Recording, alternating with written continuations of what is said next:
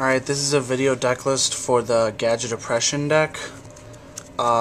Started off with 2 green gadgets.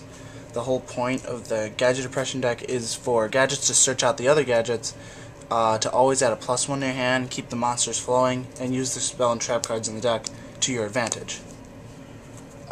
Green gadgets searches out red gadgets, and you always want to run only 2 pairs of two sets of gadgets in the deck. Has slightly less attack than the green gadget. Red gadgets searches out yellow gadgets, lowest attack monsters. That doesn't really matter though. Keep in mind that they all have less than 1500 attack, so they cannot be bottomless. The problem with this deck is they seem to run into the gadgets a lot in your hand. You don't always just get one. Kinda gets annoying. But it still works very well. Fossil Dyna Pachycephalo.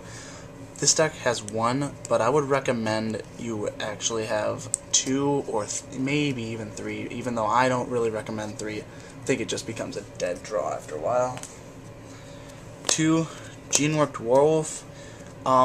2000 attack, no drawbacks. It's a perfect beater, better than any other 1900 attack monster.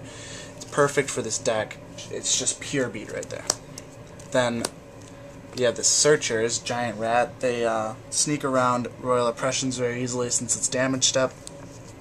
You can either choose to, if you're running low on gadgets, search out a gadget from your deck. Since gadgets, when they're special summoned, they get the effect as well.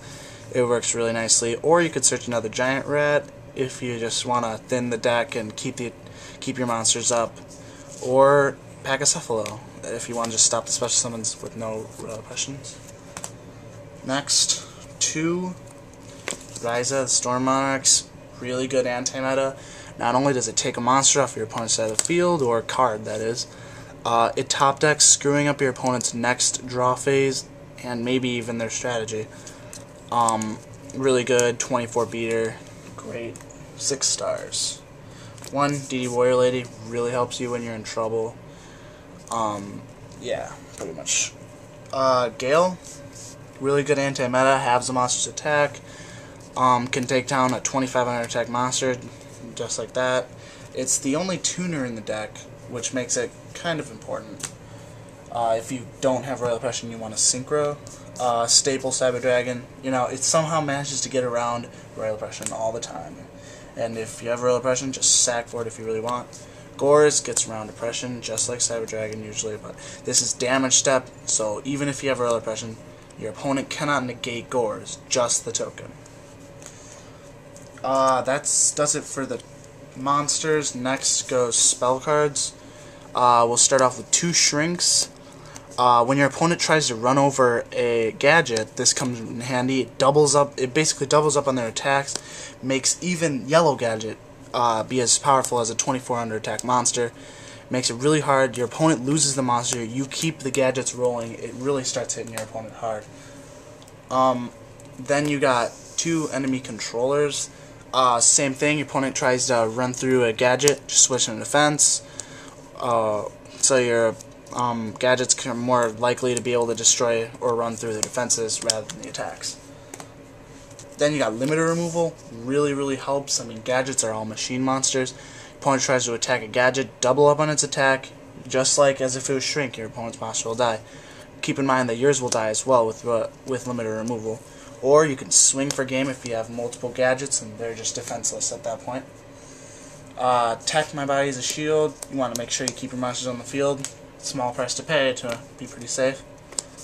MST, staple of course. Smashing Ground, staple.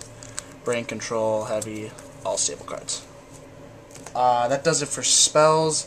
And now for the most important part of the deck, 3 Royal Oppressions. Sorry that one of them's rare and the other one aren't. But basically, pay 800 life points. Both players can negate a special summon.